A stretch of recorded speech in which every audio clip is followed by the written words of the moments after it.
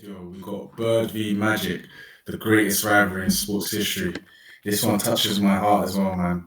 I'm a big fan of Magic, his personality, his aura, he's a legend. And we got Legend Larry as well, man. One of the greatest white player ever. A spot up shooter will tell you where to go. He'll tell you where he's going. He's gonna shoot. Great personality, family man. Yeah, man. I'm locked in for this one. I'm ready.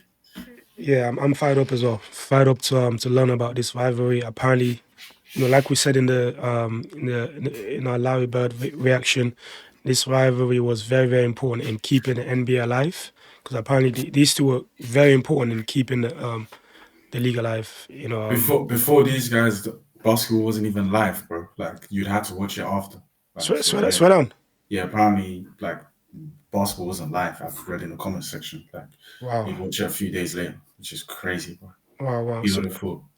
that's crazy. So these guys are very important. They're pioneers. They brought the sport to where it is, man. So shout mm. out to you, two legends. Let's go. So yeah, but wait, man. Before we get into the video, how would you compare the rivalry between Larry Bird and Magic and LeBron and Jordan? Which one was more like This which this one is more comparable? this one because they actually played against each other in college and in the NBA. So Yeah, it means a lot more to yeah. the streets, man, to the history of the sport. Okay. And obviously, in our last reaction, you said Larry Bird is in your top 10 of all time. So where would you put Magic in your top 10? I mean, in your list, sorry, of the Probably like greatest. seventh, So sixth. so over Bird. I think so. Okay, fair enough. You want an NBA chip and he's all right. We're gonna see. We're gonna get into it, bro. Yeah. Make sure to smash this like button, guys.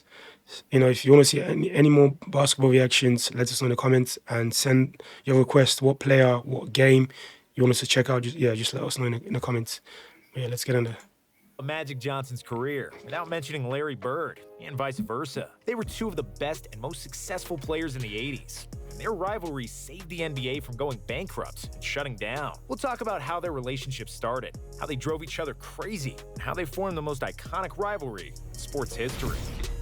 Growing up, Larry Bird was born in 1956 in French Lick, Indiana, 2.5 years and 357 miles up north. Irvin Johnson said hello to the world from Lansing, Michigan. There were a lot of differences between the two, but there were also many similarities. Both hailed from big, working-class families, and knew the values of hard work and sacrifice early on. Irvin was a flamboyant kid who wanted to get as much attention as possible. He was the most popular kid in high school and a prom king, while Larry mainly wanted to be left the hell alone. When he had to get up and speak before the class, Bird wouldn't do it, and would rather get an F than draw any attention to himself. However, these two polar opposites outside of basketball were the mirror images of each other once they had the ball in their hands. Both 6'9", not overly athletic, but extremely smart and super confident. They both saw the game 2 or 3 moves in advance. Both were team-oriented, and they had an equal desire when they played to win above all else. Magic won the state championship as a senior in high school, averaging 29 points and 17 rebounds, after which he decided to attend Michigan State. Bird averaged 31 points and 21 rebounds as a senior,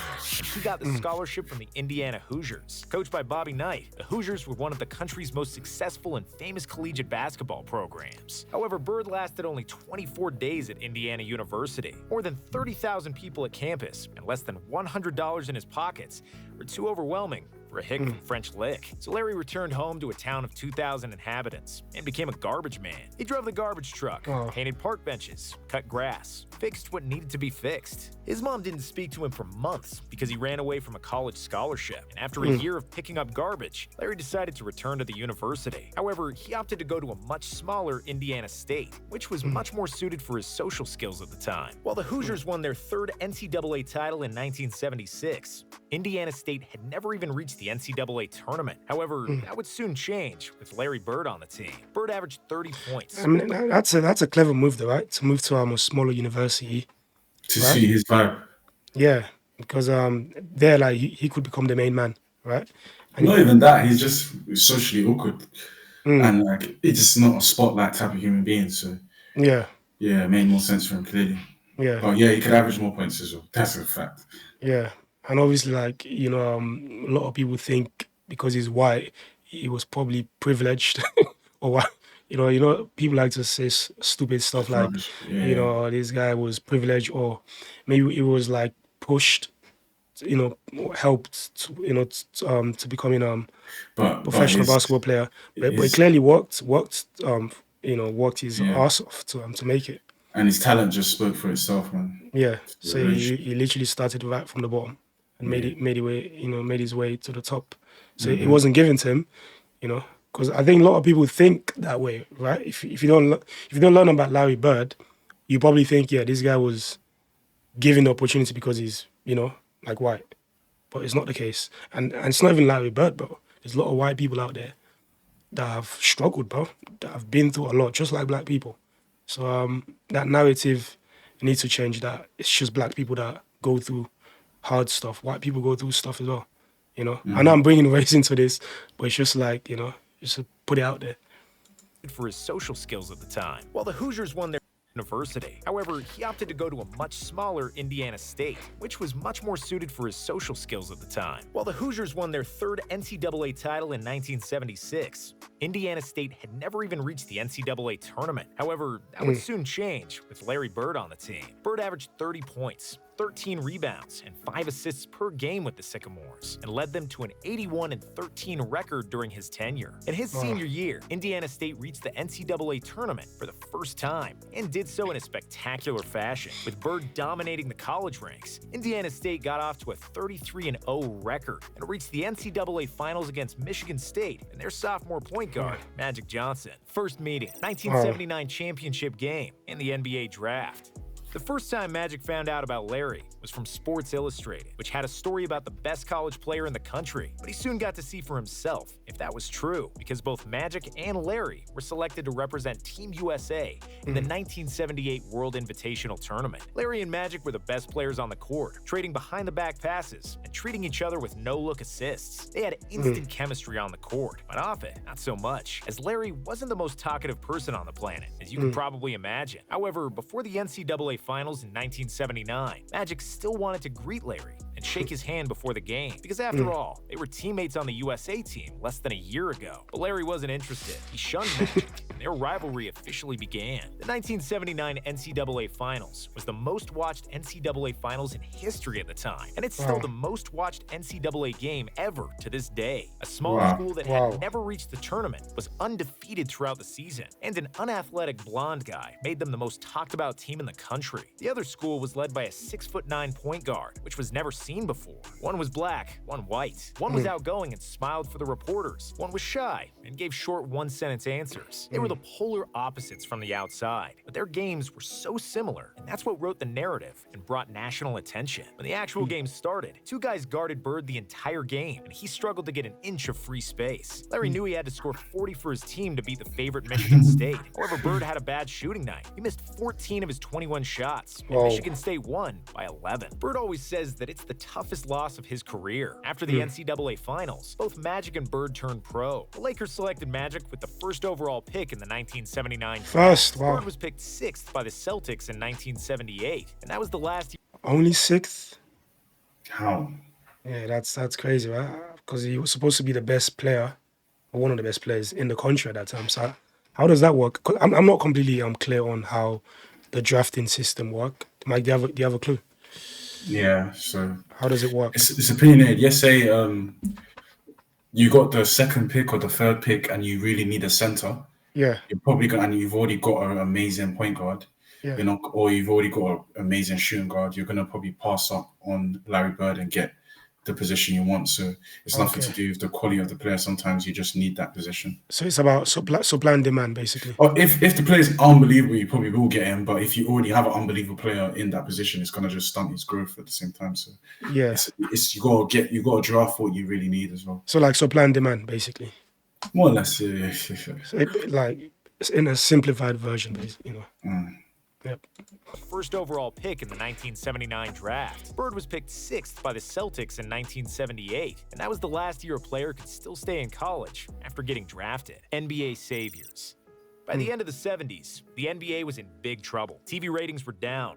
attendance was low, and there was very little buzz around the league and its players. Out of the top 10 most watched basketball games in the 70s, 9 were college games, and tape delays were the norm for the NBA. Drugs were a big issue. The level of basketball wasn't that great, and fights between players happened on the regular. The overall image of the league was terrible. Sponsorships were hard to come by, and the league nearly collapsed by the end of the 70s. However, when Bird and Magic came to the NBA in 1979, they brought the hype that surrounded them in college. They both made the All-Star team as rookies and transformed their teams into title contenders. The Celtics improved their win total by 32 games from the year before Bird and finished first in the Eastern Conference. Magic's Lakers were first in the West, and the teams were destined to clash in the finals. But the Sixers spoiled another Bird and Magic duel. On the morning of the deciding Game 6 of the finals, the news came that Larry Bird won Rookie of the Year with 63 votes compared to just 3 votes for the second-place Johnson. Magic was pissed, and he'd go on to pour 42 points and 15 rebounds in the deciding Game 6, bringing Los Angeles their first title after 8 years and securing the Finals MVP trophy. When he saw that Magic won another title, Bird was furious. And that's just who these guys were and how they behaved, envious of each other's accomplishments and maniacally driven to elevate their play. Whenever the season schedule came out, I would circle the 2 games with Boston. Those were the 2 games more important than the other 80, Magic Johnson said. I read the newspaper. Wait, I didn't get that. So wait, what? Those were the 2 games more important than the other 80, Magic Johnson. Okay, whenever the season schedule came out, I would circle the 2 games with Boston. Okay, those were the 2 games more important than the other 80. Okay, so this is all about ego. He's got a big ego, man. He's like, I don't care about the rest of the other games. I care about beating Larry Bird. It's crazy. I love this type of rivalry, though. Love it. Whenever the season schedule came out, I would circle the 2 games with Boston. Those were the 2 games more important than the other 80, Magic Johnson said. I read the newspaper every day during the season. I was only interested in one thing. What numbers did Magic Johnson have last year? Said Larry Bird. In 1981. Fam, these men they were literally obsessed with each other, bro. What's going on? Yo. Kind of remind me of what rivalry? Messi and Ronaldo. Exactly, I was about to say that. Messi and Ronaldo, they had the same obsession, with each other. But it's good because it pushes, like, at least it gets the best out of, the players, right? When you know that you've got someone that's It's gonna push you to your max. It's gonna push you to your max. So you need to up your game. You need to perform week in, week out. It's good. It's good.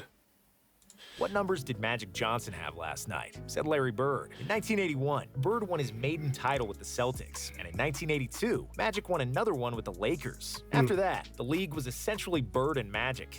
And then everybody else. TV doubleheaders always featured the Lakers and the Celtics against whomever they happened to be playing. From 79 to 84, the NBA's TV ratings rose significantly. Attendance jumped 42% from 1979 to 89. Easily the biggest gain among the 4 major American sports. While some credit has to go to David Stern and some to Michael Jordan, the main reason for the NBA's rise has to do with Bird and Magic. They were 2 phenomenal players who got drafted to the most iconic franchises and embodied the drama of American race relations, but did nothing to stir up the hatred themselves. Finals clashes.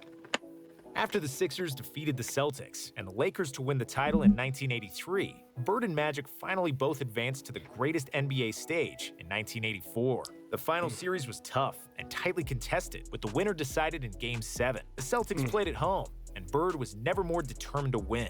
Magic played badly down the stretch, and Larry finally got his revenge for the NCAA title loss in 1979. Averaging 27 points and 14 rebounds, he was named the Finals MVP, while the media butchered Johnson for his mistakes in the deciding moments. As a result, Magic was on a mission for the 1985 season and played the basketball of his life. The Celtics and the Lakers met in the Exactly, Mike, this is exactly what I said about them pushing each other.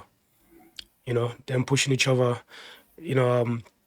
It's good. It can be a bit annoying or toxic, but ultimately it's good for both the players and even the NBA as well, I believe. I agree. was on a mission for the 1985 season. Skyhook. Basketball of his life. The Celtics and the Lakers met in the finals again, and after a first game that finished 148 to 114 for Boston, it seemed like the Lakers didn't have it in them. However, after a big bounce back from Kareem, Magic steered LA to victory in 6 games and their first title in 9 NBA Finals against the Celtics. In the summer of '85, after that final series, a monumental shift happened in Bird and Magic's relationship. They starred in a Converse commercial together, with Magic visiting French Lick and spending time in Larry's home with the entire Bird family. For the first time ever, they talked and exchanged more than 2 sentences. After that, they struck a friendship, but their rivalry was as bitter as ever. The Celtics won the title in 1986 against the Rockets, and Bird won his 3rd consecutive MVP award. In 1987, the Lakers returned to the finals, again against Bird and the Celtics. In Game 4, Larry seemed to have scored a game winner, but Magic erased it with a spectacular hook shot with 2 seconds remaining, a redemption for the clutch misses in 1984. Bird still had a good look for the win, but he missed a jump shot at the buzzer, and the Lakers took a 3-1 series lead and eventually won the series in 6. After the finals, Bird called Magic the best player he'd ever seen. Later years. We have got to the point where literally anyone can build a fully working app without knowing how to code. This is as Magic soared and won another. After the finals, Bird called Magic the best player he'd ever seen. Later years. As Magic soared and won another title in 1988, Bird was breaking down. He injured his back while chopping wood in French Lick in 1985.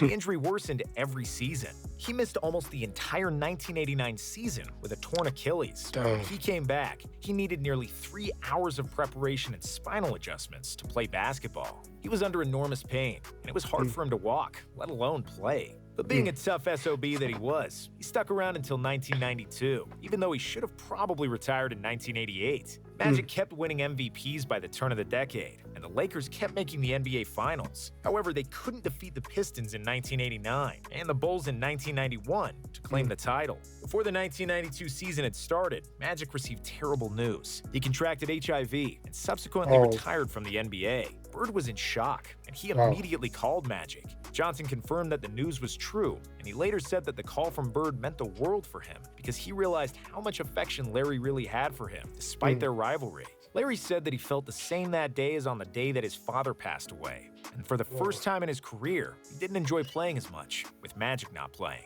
But that wasn't the end. And Larry and Magic had their last hurrah. First, they played as opponents after Magic got an invite to play in the 1992 All-Star Game, which he dominated and won the MVP. And then later that year, they rode off into the sunset as teammates at the... Is this not, what's his name? Charles Barkley. Charles Barkley. But this is a great story, bro. Great story. I feel like these guys, yeah, Magic and Bird. And do you know who this player is? Oh, this guy? Christian Laettner. He's a Duke legend, bro. Okay. Shout out to Christian Laettner. Let us know about him in the comments. Yeah. Give him some knowledge about him, please. But what I was gonna say is, Magic and Bird, they probably ended racism, bro, or they contributed towards the ending of racism. This is beautiful to see, fam. White, black,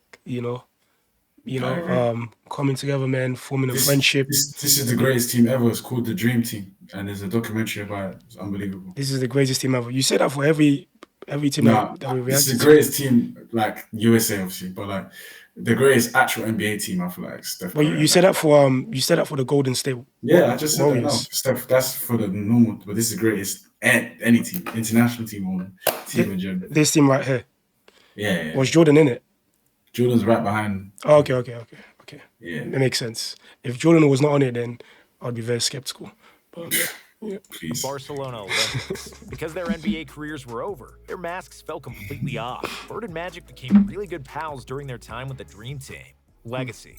Magic and Bird played against each other 37 times in their NBA careers, and Johnson won 22 of those games, compared to Bird's 15. When it comes to trophies, it was 8 finals, 5 titles, and 3 MVPs for Magic, and 5 finals, 3 titles, and 3 MVPs for Bird. In the end, Magic won more hardware, but Bird was likely a more complete player because he was a better shooter, especially early on. Both players worked extremely hard to outplay the other and were each other's biggest motivation. Their rivalry was the biggest storyline in the 80s, and it saved the NBA They desperately needed saviors. In 2010, Larry and Magic wrote a book together, and in 2019, Wow. they got the NBA Lifetime Achievement Award together. Even though they are still polar opposites, Larry and Magic always seem to be intertwined and go together like peanut butter and jelly.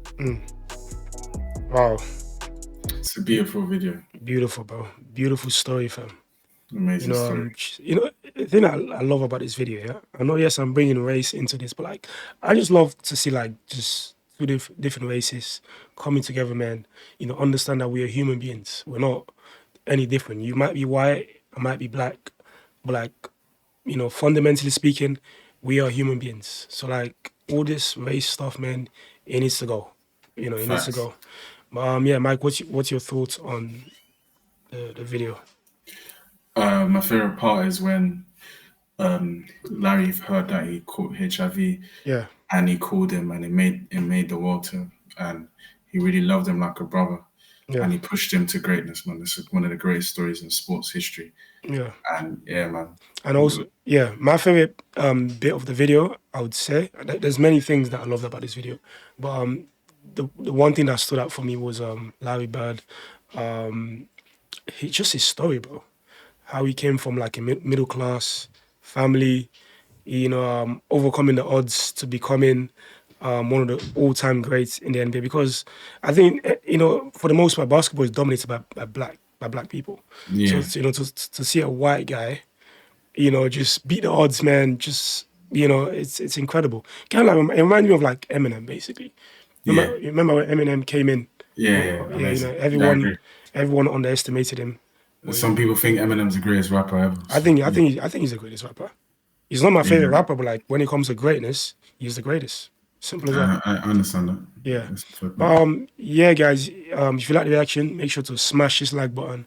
Let us know your thoughts in the comments below.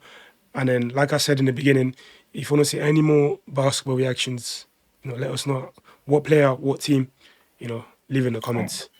Yeah, we got you, man. This road to 1,000 subscribers. Let's go. Come on. Peace. Come on, that's it. Peace out.